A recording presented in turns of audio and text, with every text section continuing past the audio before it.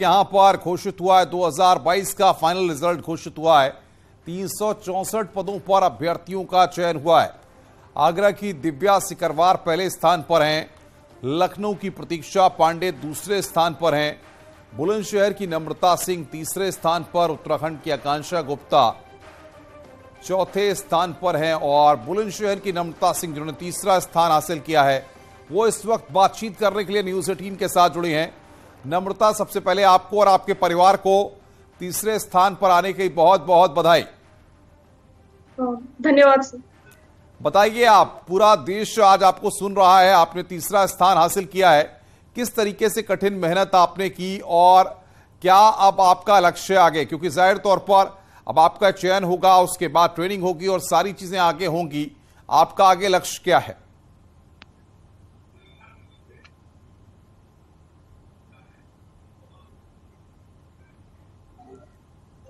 नम्रता, आपको मेरी आवाज आ रही है? सर नहीं आ रही थी जी। मैं ये पूछ रहा हूं कि आगे अब आपका लक्ष्य क्या है, क्योंकि जाहिर तौर पर आपका चयन हो गया है, 3rd रैंक आपने हासिल की है। अभी आगे के लिए क्या सोचा है आपने? अभी मैं यूपीएससी में भी कुछ प्रयास दूंगी। जी। हाँ। क्या आगे और क्या पाना चाहती हैं आप? अभी एम तो मेरा आईएएस बनने का था जी। अभी एक पहला पड़ाव है, आगे देखते हैं। क्या लगता है आपको, जिस तरीके से तैयारी आपने की, जिस तरीके से 3rd रैंक आपकी आई है, 2 लोग सिर्फ आपसे आगे हैं, किस तरीके से आपने कंसंट्रेट किया? क्या आप बाकी लोगों को ऐसे में क्या मैसेज देंगी? देखिए, इससे पहले मैं यूपीएससी में इंटरव्यू स्टेज तक पहुंची थी, बस कुछ मार्क्स से मैं फाइनल लिस्ट में नहीं आ पाई थी।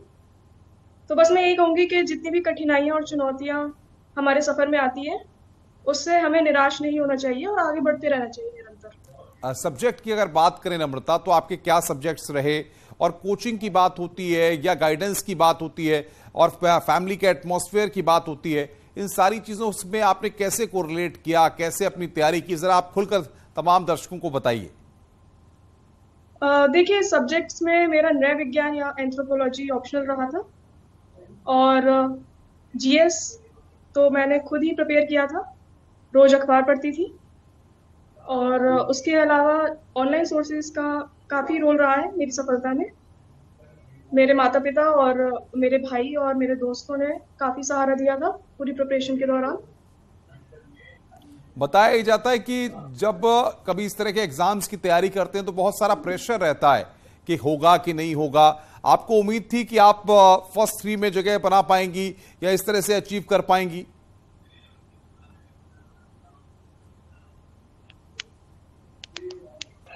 हेलो जी नम्रता, आपको उम्मीद थी कि आप फर्स्ट 3 में स्थान पा पाएंगी?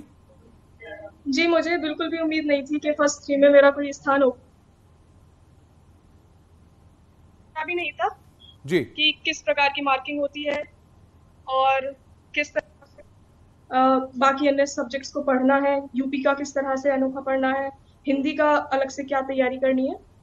तो ये सब काफ़ी अलग था, तो मुझे बिल्कुल भी वो एक्सपेक्टेशन नहीं थी कि कोई रैंक आएगी भी। तीसरी रैंक आना बहुत बड़ी बात है। तो आप अभी इसको ज्वाइन करने के साथ अगली बार आईएएस की तैयारी करेंगी या फिर अभी इसे ड्रॉप करेंगी? नहीं, मैं इसको तैयारी को आगे करती रहूंगी। अगर बात करें बाकी चीजों की, तो नम्रता, ये कहा जाता है कि पढ़ाई पर तो फोकस रहता है लेकिन बाकी चीजों से ध्यान हटाना पड़ता है। तो नम्रता ने क्या इस दौरान, तैयारी के दौरान, जो को करिकुलर एक्टिविटीज हैं या बाकी चीजें हैं, जो हॉबीज हैं, उनसे अपने आप को अलग कर दिया था या उनमें भी आप इन्वॉल्व रही? देखिए, सोशल मीडिया और बाकी मीडिया से तो मैंने अपने आप को थोड़ा सा दूर रखा था, क्योंकि बाकी जितने भी लोग थे मेरे साथ के, वो अपने अपने फील्ड में काफ़ी आगे बढ़ गए थे, तो उससे थोड़ा अपने आप को अलग रखा था। बाकी घर पे जितना भी मुझसे अपने आप को एंटरटेन करने के लिए, मोटिवेट करने के लिए जो भी कुछ मैं कर सकती थी, मैं करती थी। बताया जाता है इससे पहले कई लोग जो सिलेक्ट हुए उनसे पूछते थे तो उन्होंने शादियों में जाना बंद कर दिया था, बर्थडे पार्टीज में जाना बंद कर दिया था, और कई लोगों के तो रिश्तेदार भी इस चक्कर में नाराज हो जाते थे। क्या कुछ ऐसा आपके साथ भी हुआ क्या? देखिए, जब एग्जाम का वक्त आता है तो सभी को ये करना पड़ता है, लेकिन जब एग्जाम नहीं होते तब मैं इतना ज्यादा नहीं करती, शादियां वगैरह में चली जाती हूँ। या अपने बर्थडे या फिर अपने दोस्तों के पास भी कभी कभी जाती हूँ। अभी जब रिजल्ट आया तो आपको सबसे पहले किसने बताया कि नम्रता सिंह आपने 3rd स्थान हासिल किया है? किसने, घर में किसी ने बताया या आपने कहा टीवी पर देखा, कैसे पता चला? देखिए, मैं तो अपने कमरे में थी, कॉल आया था मुझे, मैंने कॉल वो पिक नहीं किया क्योंकि वो अननोन नंबर से था।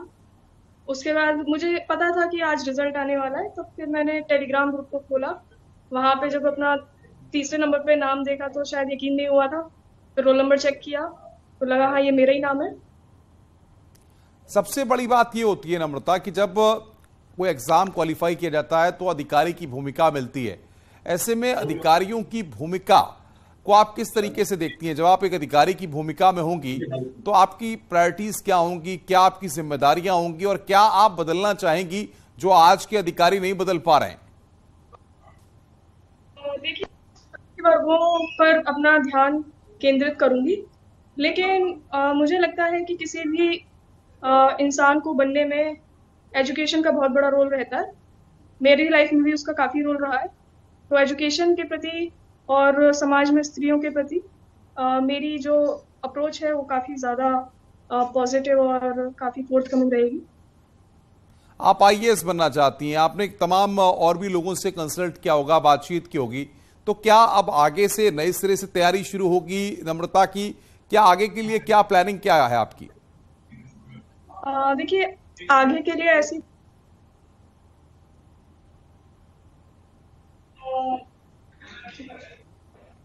मिला है, इस उपलब्धि को थोड़ा एंजॉय करूंगी। उसके बाद आगे की तैयारी में अपनी।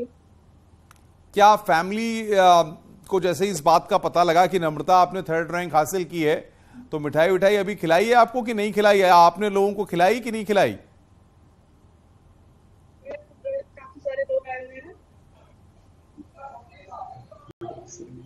क्या संदेश देना चाहती हो नम्रता? अभी मिठाई खिलाई कि नहीं खिलाई, बता तो दीजिए आप।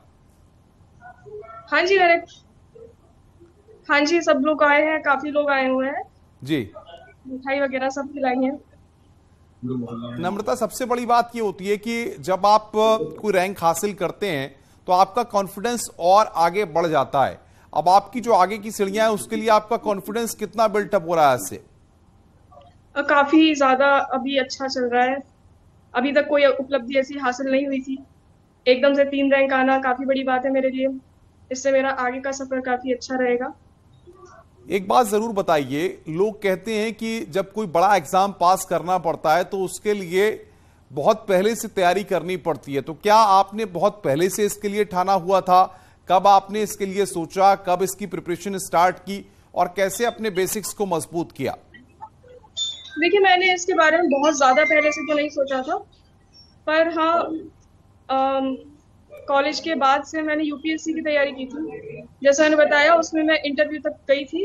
उसके बाद मैं बिल्कुल, मैं नम्रता आऊंगा आपके पास। हमारे साथ आगरा की दिव्या सिकरवार जो कि पहला स्थान हासिल किया है, वो भी हमारे साथ जुड़ गई है। दिव्या सिकरवार, बहुत बहुत स्वागत है न्यूज 18 के साथ आपका जुड़ने के लिए, और आपको और आपके परिवार को बहुत बहुत बधाई।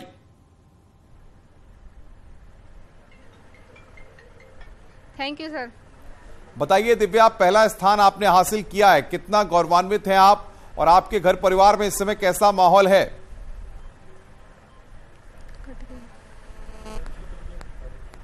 नेटवर्क नहीं आ रहा है। आवाज आ रही है दिव्या आपको मेरी?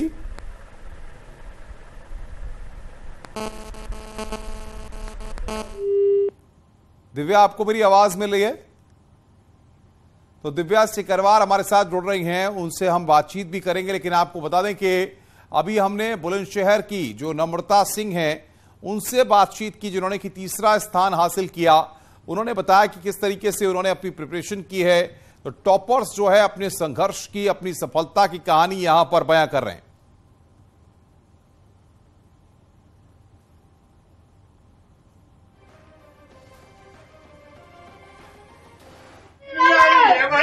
हमारे साथ दिव्या सिकरवार है जिन्होंने हमारे साथ दिव्या सिकरवार है जिन्होंने यूपी पीसीएस को टॉप किया है। दिव्या, न्यूज 18 पर आपका स्वागत है। और आप ये बताइए कि इसका श्रेय किसको देना चाहेंगी, पढ़ाई कैसे की, पूरा बताइएगा। इसका श्रेय मैं अपनी माता जी और अपने सर को देना चाहूंगी पूरा। कितने घंटे पढ़ाई करती थी, क्या शेड्यूल रहा, सोशल मीडिया का इस्तेमाल या पढ़ाई कैसी की, कोचिंग की, क्या की, पूरा बताइए डिटेल। कोचिंग मैंने 2020 में अनअकैडमी ज्वाइन की थी। हाँ, उस पर सर मुकेश कुमार सिंह सर हैं, उनके माध्यम से ही मैंने अपनी पूरी पढ़ाई की, प्रीलिम्स, मेंस और इंटरव्यू तक की सारी पढ़ाई।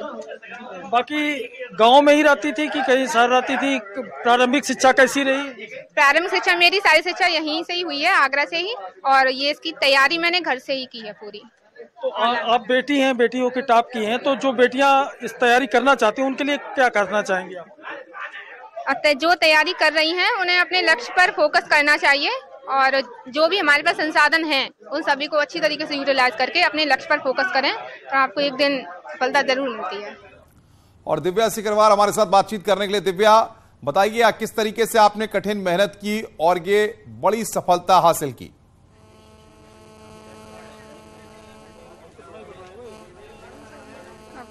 हेलो जी दिव्या, बताइए कैसे आपने ये सफलता हासिल की, कितनी कड़ी मेहनत की आपने?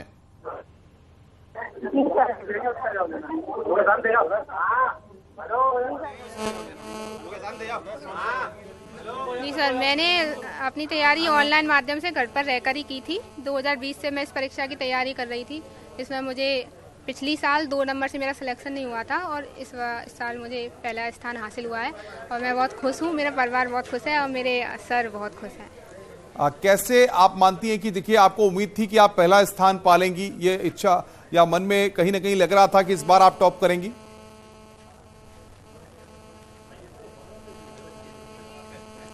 अब पहले स्थान का तो नहीं सोचा था, लेकिन ये था कि अच्छी रैंक लग जाए, पहले का तो नहीं सोचा था। अब आप अधिकारी बनेंगी, प्रायोरिटीज क्या हैं आपकी, किस तरीके से आप काम करना चाहेंगी?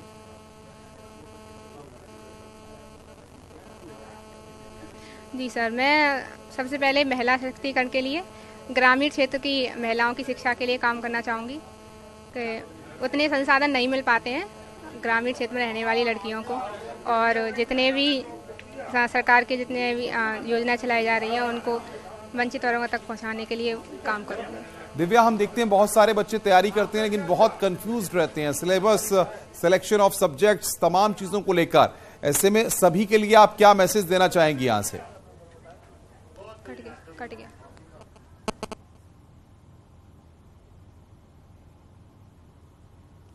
तो दिव्या सिकरवार हमारे साथ लाइव जुड़ी हुई थी, जो बता रही थी कठिन मेहनत की है, गांव के मतलब वातावरण से निकल करके ये बड़ी उपलब्धि उन्होंने हासिल की है, इसका वो जिक्र कर रही थी। आगरा की दिव्या सिकरवार टॉपर बनी हैं, जो अपनी पूरी कहानी को बता रही थी, और उन्होंने बताया कि किस तरीके से उन्होंने यहां पर तैयारी की थी। साथ ही साथ बुलंदशहर की नम्रता सिंह भी हमारे साथ जुड़ी, जिन्होंने बताया कि घर में खुशी का माहौल है और मिठाइयां यहां पर बंट रही हैं।